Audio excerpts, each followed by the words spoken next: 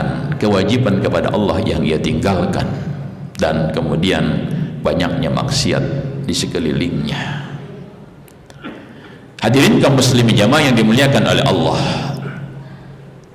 ini yang sangat kita khawatirkan ketika kita diam 1000 bahasa ketika kita melihat kemungkaran itu.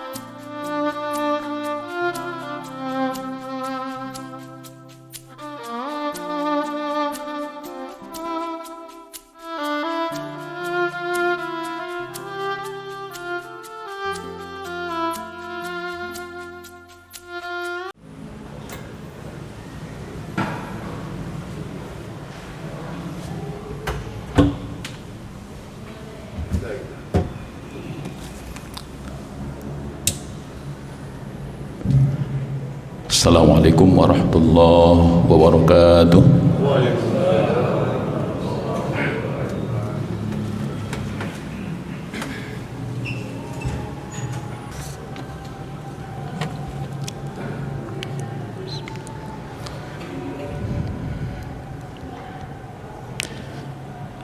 Alhamdulillah, alhamdulillahilladzi arsala rasulahu bil huda wa dinil haqq liyudhhirahu 'ala ad-dini kullihi wa kafa billahi shahida wa arsalahu basyiran wa nadhira wa da'iyan ila Allahi bi idhnihi wa sirajan munira. Ashhadu an la ilaha illallah wahdahu la syarika lah, la na'budu illa iyyah, wa ashhadu anna Muhammadan abduhu wa rasuluh, khatamun nabi wa la nabiyya ba'dah. Allahumma salli wa sallim ala Muhammad wa ala ali Muhammad. Amma ba'du, fa ya ibadallah, usikum wa nafsi bitaqwallah, faqad fazal muttaqun. Qala Allah ta'ala fi kitabil karim, a'udzu billahi minasy syaithanir rajim, bismillahirrahmanirrahim. Ya ayyuhalladzina amanu taqullaha haqqa tuqatih wa la tamutunna illa wa antum muslimun. Wa qala ta'ala aidan fi kitabil karim, bismillahirrahmanirrahim. Ya ayyuhalladzina amanu kulu min thayyibati ma razaqnakum washkuru lillahi in kuntum iyyahu ta'budun. Hadirin kaum muslimin jamaah salat Jumat rahimakumullah, puji serta rasa syukur senantiasa kita persembahkan kehadirat Allah Subhanahu wa taala, tasliman rahmat taufik hidayahnya kepada kita semua, sehingga sampai pada kesempatan siang hari ini kita masih dapat menjalankan kewajiban-kewajiban kita, yang salah satu diantaranya adalah kewajiban kita untuk melaksanakan ibadah kepada Allah, yaitu sholat Jumat berjamaah. Mudah-mudahan ibadah kita hari ini diijabah oleh Allah Subhanahu wa ta'ala. Hadirin kaum muslimin jamaah salat Jumat rahimakumullah, tema khutbah kita hari ini adalah hubungan antara doa dan dosa. Doa adalah permohonan kita kepada Allah. Ketika kita berdoa, kita munajat kepada Allah, kita berharap bahwa tiada antara kita dengan Allah Subhanahu wa ta'ala, dan harapan kita bahwa setiap doa yang kita lantunkan, kita panjatkan kepada Allah Subhanahu wa ta'ala, kiranya semua diijabah oleh Allah Subhanahu wa ta'ala. Di sisi lain ada dosa. Dosa adalah sesuatu yang diakibatkan oleh perbuatan yang melanggar hukum Allah, melanggar syariat Allah Subhanahu wa ta'ala, mengerjakan sesuatu yang dibenci, yang dimarahi atau yang dimurkai oleh Allah Subhanahu wa ta'ala. Oleh karena itu memang hubungan antara doa dan dosa ini adalah hubungan yang sangat paradok. Oleh karena itu setiap doa seseorang maka sangat ditentukan diijabah atau tidaknya oleh Allah kepada kebersihan jiwa dan kebersihan diri seseorang daripada dosa. Hadirin kaum muslimin jamaah rahimakumullah, ada beberapa hal yang menjadi penghalang dosa, penghalang doa seorang muslim yang melantunkan doa munajat kepada Allah Subhanahu wa taala. Salah satu diantaranya adalah berdasarkan hadis Rasulullah SAW yang sudah mungkin pernah kita bahas juga dalam kajian di tempat ini,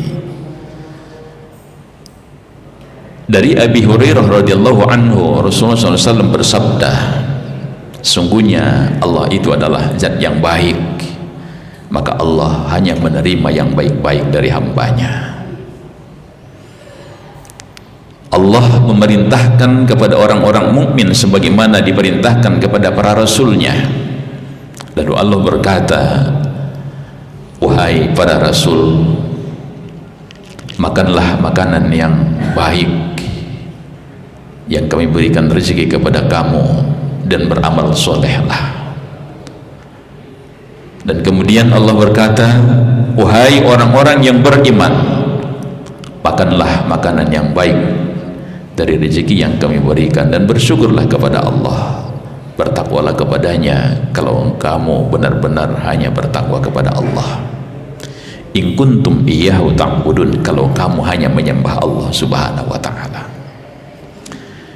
Kemudian Rasulullah kemudian menjelaskannya, ada seorang laki-laki, seorang musafir, seorang yang baru saja melakukan perjalanan jauh, kelihatan di wajahnya kelelahan, bajunya lusuh, kotor, rambutnya berdebu. Lalu kemudian dia menadahkan tangannya ke langit dan berucap, ya Rabb, ya Rabb. Dia memohonkan sesuatu yang dia mengalami kesulitan dalam perjalanan hidup, dalam perjalanannya, dalam perjalanan musafirnya. Dia memohon kepada Allah agar Allah memberikan kemudahan-kemudahan kepadanya dan mencukupi kekurangannya. Tapi kemudian Rasulullah berkata, makanannya yang haram, minumannya dari yang haram, pakaiannya dari yang haram, kebutuhannya terpenuhi daripada yang haram. Fa anna yustajabu lahu, maka bagaimana mungkin doanya akan dijabah oleh Allah Subhanahu wa ta'ala. Oleh karena itu berdasarkan hadis ini, salah satu yang menjadi penghalang doa seorang hamba yang di saat munajat kepada Allah Subhanahu wa ta'ala adalah makanan yang haram, minuman yang haram, memakai pakaian yang diperoleh dan dibeli daripada sumber yang haram, dan kebutuhan hidupnya dipenuhi daripada usaha-usaha yang haram. Maka orang yang seperti ini maka tidak akan mungkin diterima oleh Allah doanya sepanjang dia munajat kepada Allah. Kapanpun dia munajat kepada Allah, tidak akan diterima oleh Allah doanya. Maka sungguh merugi orang-orang yang mengkonsumsi hal-hal yang haram, memakan makanan yang haram. Oh, saya tidak memakan makanan yang zatnya haram, saya tidak memakan babi, saya tidak meminum khamar. Tetapi kalau Anda membeli makanan yang jenisnya, zatnya yang halal, tetapi sumber uang yang kau berikan itu, yang kau belikan itu bersumber daripada usaha-usaha yang haram, maka itu termasuk penghambat doa Anda untuk dikabulkan oleh Allah Subhanahu wa ta'ala. Lalu minuman yang haram, oh saya tidak minuman khamar, saya tidak meminum minuman yang diharamkan oleh Allah, Saya hanya minum minuman yang zatnya halal. Iya, tapi kalau Anda membeli minuman yang zatnya memang halal, jenisnya halal, tapi duitnya enggak gunakan, diperoleh dengan cara-cara yang haram, usaha-usaha yang haram, menipu, berbohong, mencuri, merampok, maka itu juga termasuk yang menjadi penghalang doa seorang hamba kepada Allah. Dan kemudian yang ketiga adalah memakai pakaian yang dibeli dari usaha yang haram. Kita berdoa, kita tidak memakai pakaian yang bersumber dari kulit babi yang haram, atau kulit atau pakaian yang haram, tetapi uang yang kita belikan untuk beli jas, beli pakaian yang indah, yang bagus, yang mahal, itu yang kita pakai di dalam berdoa, maka doa kita tidak diijabah oleh Allah Subhanahu wa ta'ala.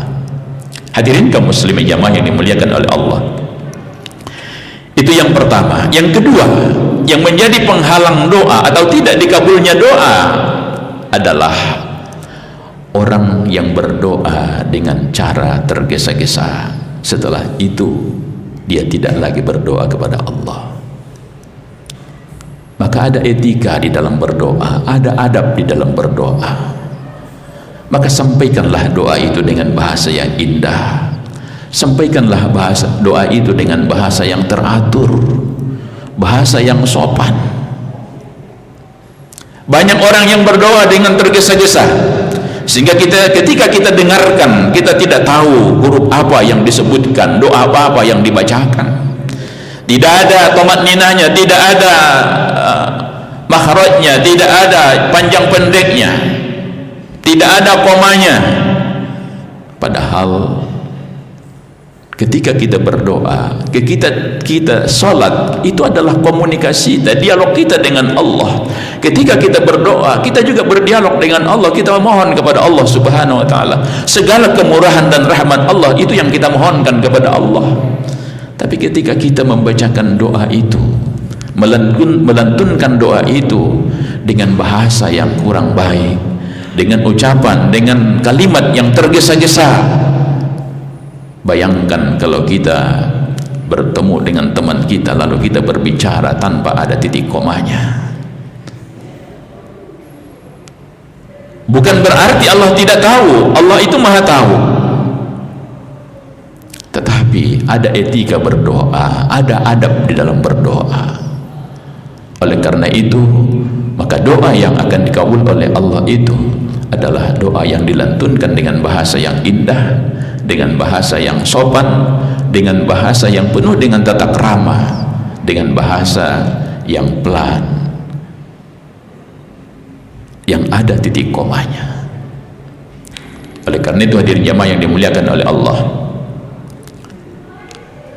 ketika kita merasa sudah sering berdoa kepada Allah, ini yang dijelaskan oleh Rasulullah SAW dalam hadisnya, tidaklah ada seorang muslim yang berdoa kecuali dikabulkan oleh Allah doanya, melainkan orang-orang yang membaca doa itu dengan cara tergesa-gesa. Hadis itu diriwayatkan oleh Muslim. Oleh karena itu hadirin jamaah yang dimuliakan oleh Allah, mari kita pelajari bagaimana tata krama, bagaimana sunnah-sunnahnya berdoa. Kemudian yang ketiga adalah banyaknya kewajiban kepada Allah yang ia tinggalkan, dan kemudian banyaknya maksiat di sekelilingnya. Hadirin kaum muslimin jamaah yang dimuliakan oleh Allah, ini yang sangat kita khawatirkan ketika kita diam 1000 bahasa, ketika kita melihat kemungkaran itu berjalan, kemaksiatan itu ada di antara kita, di lingkungan kita. Orang yang diam melihat kemungkaran, maksiat, dia tidak ada amar ma'ruf nahi mungkarnya, dia tidak ada niat untuk mencegah kemungkaran itu, tidak ada niat untuk mencegah maksiat itu, dia biarkan begitu saja. Sementara dia juga banyak melalaikan kewajiban-kewajibannya kepada Allah, maka doanya juga tidak akan dikabul oleh Allah Subhanahu wa ta'ala. Hadirin kaum muslimin jamaah yang dimuliakan oleh Allah Subhanahu wa taala. Dijelaskan dalam hadis Rasulullah SAW, demi Allah yang jiwaku dalam genggamannya, perintahkanlah orang-orang yang untuk amar ma'ruf dan cegahlah mereka dari kemungkaran, atau kamu akan diajab oleh Allah Subhanahu wa taala karena kemungkaran itu, lalu kemudian tidak akan dikabulkan doa kamu. Oleh karena itu, berdasarkan hadis ini, bahwa ketika kita melihat kemaksiatan itu lalu kita biarkan berjalan begitu saja tanpa ada niat untuk mencegahnya, tanpa ada nahi mungkarnya dari kita, maka kita siap-siap akan diberikan azab dan siksa oleh Allah Subhanahu wa taala, dan tidak akan dikabul doa kita. Oleh karena itu, hadirin jamaah yang dimuliakan oleh Allah, kita semuanya ini wajib untuk melakukan amar ma'ruf, karena kita memang setiap individu ini diwajibkan kita untuk berdakwah.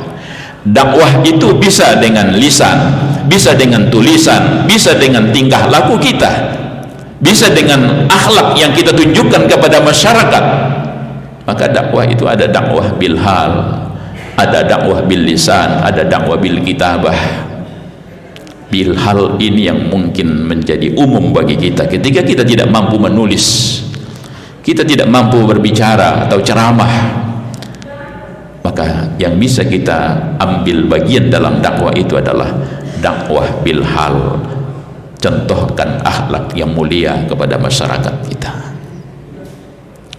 Hadirin kaum muslimin jamaah yang dimuliakan oleh Allah, yang kemudian yang keempat adalah doa yang mengandung dosa. Ada dosa di dalam doa kita itu, ada yang dosa di dalam yang kita mohonkan itu, maka itu tidak akan Allah kabulkan. Oleh karena itu, hadirin jamaah yang dimuliakan oleh Allah, maka doa dan dosa sangat mempunyai kaitan yang sangat erat. Ketika seseorang itu sering atau banyak melakukan dosa, maka jangan heran ketika Anda berdoa tidak dikabul oleh Allah Subhanahu wa taala. Lalu solusinya bagaimana? Solusinya, lakukanlah bertaubat dengan taubatan nasuha. Sebesar apapun dosa Anda, Allah itu lebih luas dan lebih besar ampunan daripada dosa yang kita lakukan itu, selama dosa itu tidak menyangkut dengan persoalan menserikatkan Allah Subhanahu wa taala. Tetapi ketika dosa itu menyangkut dengan persoalan menserikatkan Allah, maka sebelum kita bertaubat dengan taubat nasuha, maka tidak akan ada ampunan dari Allah Subhanahu wa taala. Oleh karena itu, hadirin jamaah yang dimuliakan oleh Allah Subhanahu wa taala, mari kita introspeksi, kita renung, kita muhasabah ke dalam diri kita yang mungkin kita sudah merasa banyak berdoa tapi kok belum dikabul oleh Allah. Ayo kita cari persoalan ini dalam diri kita. Persoalan apakah ada yang haram yang kita konsumsi? Adakah kita doa yang kita ucapkan, kita panjatkan kepada Allah dengan cara tergesa-gesa? Dan adakah dosa-dosa ataupun kemungkaran, kemaksiatan di sekeliling kita yang kita tidak mau peduli dengannya? Dan apakah dalam doa yang kita panjatkan itu terkandung dosa kepada Allah dan dosa kepada orang lain? Mudah-mudahan khutbah singkat ini ada hikmah dan manfaatnya kepada kita semuanya dalam rangka memperbaiki perilaku kita, kepribadian kita, memperbaiki akhlak kita, sehingga komunikasi kita dengan Allah Subhanahu wa taala insyaallah akan tersambung dan lancar. Doa yang kita panjatkan kepada Allah insyaallah akan dikabul oleh Allah Subhanahu wa taala, karena itu adalah janji Allah. Itu janji Allah. Ud'uni astajib lakum, berdoalah kamu, mohonlah kamu kepadaku, niscaya akan aku kabulkan. Tetapi harus kita bersihkan dulu persyaratan-persyaratan yang tadi yang sudah disebutkan berdasarkan hadis-hadis Rasulullah sallallahu alaihi wasallam. Semoga kita semua termasuk hamba-hamba Allah yang mampu membersihkan diri kita daripada semua jenis-jenis dosa itu, agar doa kita diijabah oleh Allah Subhanahu wa taala. Dan puncaknya yang terakhir harapan kita adalah semoga kita Allah jadikan termasuk ke dalam golongan hamba-hamba Allah yang soleh, hamba-hamba Allah yang mendapat ampunan dari Allah Subhanahu wa taala, dan kemudian Allah masukkan ke dalam surganya. Demikian khutbah kita hari ini, mudah-mudahan ada hikmah dan manfaatnya kepada kita semuanya. Barakallahu li wa lakum bil Qur'anil azim wa nafa'ani wa iyyakum bima fihi minal ayati wa dzikril hakim wa taqabbala minni wa minkum tilawatahu innahu huwas samiul alim. Aqulu qawli hadza fastaghfiruhu innahu huwal ghafurur rahim.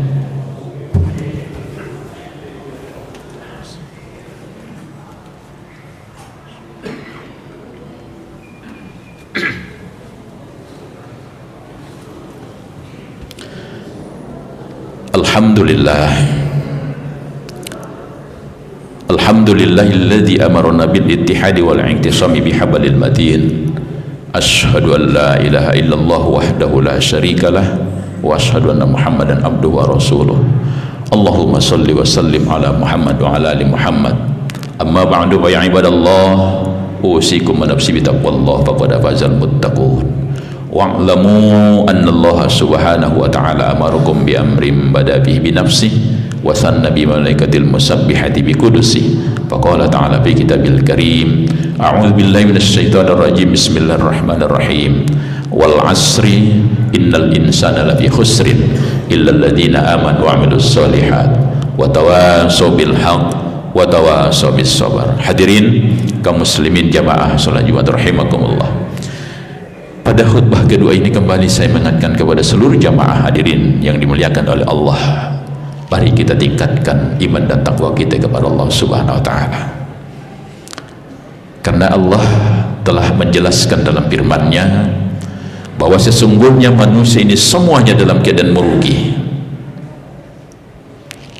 kecuali orang-orang yang beriman, orang-orang yang bertakwa, orang-orang yang beramal soleh, orang-orang yang senantiasa nasihat menasihati agar mentaati kebenaran yang datangnya dari Allah Subhanahu wa taala dan Rasulnya, dan orang-orang yang senantiasa nasihat menasihati agar mentaati kebenaran, agar menetapi kesabaran dalam mendapatkan ujian yang datangnya dari Allah Subhanahu wa taala. Dua hal ini, orang yang sabar dalam menerima musibah juga termasuk orang yang masuk kategori orang yang mendapatkan rahmat dari Allah Subhanahu wa taala. Untuk itu mari kita tingkatkan iman takwa kita, ketakwaan kita, kesabaran kita, nasihat menasihati di antara sesama kita agar kita menjadi orang yang baik, orang yang taat kepada Allah Subhanahu wa taala, orang yang jauh daripada kemungkaran dan kemaksiatan. Barakallahu li wa lakum bil Qur'anil azim wa nafa'ani wa iyyakum bima fihi minal ayati wa dzikril hakim wa taqabbala minni wa minkum tilawatahu innahu huwas samiul alim. Aqulu qawli hadza fastaghfiru innahu huwal ghafurur rahim. Innallaha wa malaikatahu yusholluna 'alan nabi ya ayyuhalladzina amanu shallu 'alaihi wa sallimu taslima. Allahumma shalli wa sallim ala Muhammad wa ala ali Muhammad kama sallaita ala Ibrahim wa ala ali Ibrahim wa barik ala Muhammad wa ala ali Muhammad kama sallaita ala Ibrahim wa ala ali Ibrahim fil alamin innaka Hamidum Majid. Allahumma ighfir lil mu'minina wal mu'minat wal muslimina wal muslimat al ahya'i minhum wal amwat innaka sami'un qaribun mujibud da'wat ya qadiyal hajat wa ya kafiyal muhimmat bi rahmatika ya arhamar rahimin. Rabbana iftah bainana wa baina qaumina bil haqq wa anta khairul fatihin. Rabbana atina fid dunya hasanah wa fil akhirati hasanah wa qina adzabannar. Ibadallah, innallaha ya'muru bil adli wal ihsan wa ita'i dzil qurba wa yanha 'anil fahsya'i wal munkari wal baghi ya'idzukum la'allakum tadhakkarun. Fadhkurullaha al-'azim yadhkurkum was'alu fadlihi yu'tikum wa la dzikrullahi akbar. Aqimis shalah.